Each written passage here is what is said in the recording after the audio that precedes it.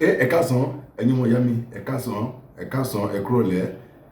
ẹ káàárọ̀ níbi tẹ́ ti wò mí. Ọ̀nà ńlá fún gbogbo wa, ilé ayé wa ò ní dojúrú,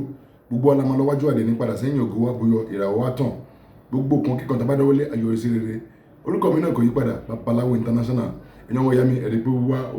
wá late, iṣẹ́ tó mẹ́ fún wa wá late, ẹ má bínú, àtàrà lóye kẹ́ ti jù, but ó ní ìdí iṣẹ́ ní láti mọ ẹni lọ́lẹ̀ lágbára Èdùmàrè. Èmi ò ní yọ̀lẹ̀, okun àtagbára Olúwa lè máa fún mi, a máa fún mi ṣe, a máa fún mi níṣẹ́ náà ṣe, ayé mi nù dojúrú, ọ̀yìn náà dáa fún gbogbo yín. Ẹ jẹ́ ká lọ gbìyànjú iṣẹ́ yìí, iṣẹ́ ẹ̀bẹ̀ wọn àgbà tó máa fi tú wa sílẹ̀ ni, tó máa fi tú yàn sílẹ̀, iṣẹ́ ẹ̀bẹ̀ wọn àgbà tó máa fi tú yàn sílẹ̀, ó lọ́fọ́ o, bá láti máa ṣiṣẹ́ yìí. Ẹ jẹ́ ká lọ wá odidi ọ̀gà tó gbẹ báyìí, ọ̀gà gbígbẹ, ẹ má sọ pé ọ̀gà ìyá bí kí ni ọ̀gà gbígbẹ, sáré pé mo ń dání, àti epo asín gbígbẹ, ọ̀gà gbígbẹ, epo asín gbígbẹ, ọ̀gà gbígbẹ yẹn kó tóbi dáadáa, bóyá tóbi yẹn, ẹ wá tó wá epo asín gbígbẹ, àwa kó sínú apẹ, mo ti tó yẹn lẹ́kẹ̀tì pọ́n tó lọ, ọ̀gà gbígbẹ ẹ̀mú sílẹ̀, epo asín gbígbẹ ẹ̀mú sẹ́gbẹ̀ẹ́, ẹ wá wá odidi atare kan ẹ̀mú lé wọn lórí, ẹ wá wá iṣu ògìrì sákọ́, ẹ wá ẹ gé sí ọ̀nà méje kéékèèké lọ́nà, ẹ gé sí ọ̀nà méje, ẹ wá dà lé lórí. Tẹ́ bá ti wá da iṣu ilé lórí, ẹ̀yin ọmọ ìyá mi, ẹ jó, tẹ́ bá ti jó akúná, tó bá ti jó, ó bá ti wà ókè, báwo la ti máa ṣe, a sọ sórí ìkan, àníjẹ́ kó kanlẹ̀, àníjẹ́ kí díẹ̀ kanlẹ̀, ẹ sọ sórí bí àpótí àbí kíni kan, ẹ sọ sí lẹ́gbàá tí wọ́n ti sọ títán, ẹ wá tó lọ gbé ọlọ, tẹ́ máa fi lọ, ẹ gbé sórí àpótí náà again, ẹ máa da ẹbù yẹn lé lórí, ẹ ń lọ lórí ẹ, tẹ́ bá ti lọ lórí ẹ, ọmọ ìyá mi,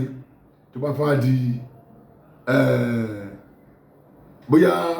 a fẹ́ lò ó, ẹ̀kọ a máa fi fọ́kọ mu ni o, a máa dà sínú ẹ̀kọ, a máa fi fọ́kọ mu ni. Iṣẹ́ yẹn kì í ṣiṣẹ́ kan tí yé pé èèyàn máa rò pé bóyá ó wà fún ẹ̀yọ́nú àwọn àgbàlagbà, ẹ̀yọ́nú gbogbo ayé ni, káyé fi lè fi túyàn sílẹ̀. Ọ̀fọ̀ ẹ̀ tẹ́bá fẹ́ máa lò, tẹ́bá ti fi fọ́kọ yẹn, a máa ṣàdúrà sí, tẹ́bá ti fẹ́ fọ́kọ mu, ọ̀fọ̀ ìlélẹ̀, ọ̀fọ̀ tó máa pèsè lélẹ̀, ẹ máa sọ pé àjẹ́ ilé wọn kì í dárí jọ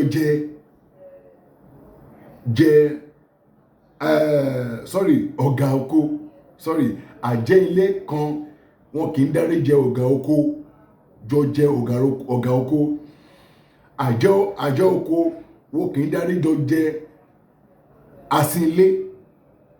Yes, àjẹ́lé àti àjẹ́ oko wọn kì í dárí jọ jẹ iṣu ògìrì sákọ́. Àtọkùnrin odidi báyìí látàrí ní tiṣẹ́ lábọ̀, àtọkùnrin àtọmọdé àti àgbàlagbà, àtọṣọlé àtàjẹ́lé o, kàn fi mi sílẹ̀, nítorí pé wọn ò ní péréjọ jẹ, orí dẹ́tàrí. Oṣolé àtàjẹ́lé kò fi mílẹ̀ kí rọ́nà lọ, ọkùnrin kò fi mílẹ̀, obìnrin kò fi mílẹ̀, ọmọdé kò fi mílẹ̀, àgbẹ̀ kò fi mílẹ̀. Ẹ̀yin ọmọ ìyá mi, sẹ́rí àwọn kan wà, àwọn kan mi wà, a lè máa gbé sórí, tó bá ha sórí orí àdàrú, ọ̀fọ̀ mi wà tó bá ha sórí orí àdàrú, ẹni máa sọ pé ìsìnkú babaláwo ni ẹgbẹ́ sí pẹ̀fọ̀ ẹ̀gídé kan, irọ́ o, má sọ bẹ́ẹ̀ o, àwọn oyè ọ̀fọ̀ mi tó bá gbé sórí, a máa mú ẹ̀jẹ̀, wọ́n ó lè máa pé, ó lè jẹ́ ìyàwó ẹ̀ tó bá wà lẹ́gbẹ̀ẹ́, a máa mú ẹ̀jẹ̀ ìyàwó ẹ̀, a máa ẹ̀jẹ̀ wọn mú ẹ, ibi tó wá ti pé ọ̀fọ̀ ó lágbára, ọ̀rọ̀ ẹ̀mú yìí a máa fi ń jẹ èèyàn mọ́lẹ̀. So mo bẹ̀ wọ́n, mo rọ̀ wọ́n, èèyàn ọmọjà, ẹ understand ọ̀fọ̀ yẹn, ẹ understand ẹ̀, má pè mí kó sọ pé ó fẹ́ bẹ̀rẹ̀ ọ̀fọ̀ lọ́wọ́ mi o, mi ò ní dá ẹ lóhùn, màá sọ pé mo ṣiṣẹ́ ni, so mi ń dá ẹ lóhùn, just listen carefully and rewrite it. Èmi náà ọpọlọ mo fi gbé sílẹ̀ fún ẹ bí kò fi ṣe sọ̀rọ̀ sàn, kò sẹ́ni tó mọ Yorùbá, mi ò lọ school ọkọ Yorùbá, nígbà tí mo lọ kọ I'm a physician, so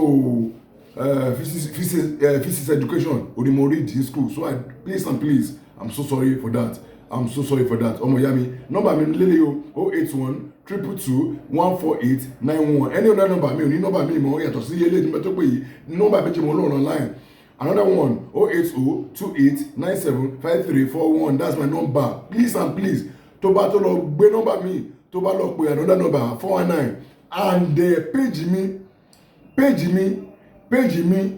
97 ló wà, 97, any on that page tó bá ti jẹ́ kíní kan is 419, 419 page ló máa lọ ọgbà ẹgbẹ́ ó bá sọ pé èmi ni ara ẹ̀ máa fẹ́ lépè ó sì jẹ́ ni ọ mọ̀ pé àbọ̀rọ̀ látọ̀ fún ọlọ́wàbí tó bá dénú àdédé o ire o have a blessed weekend.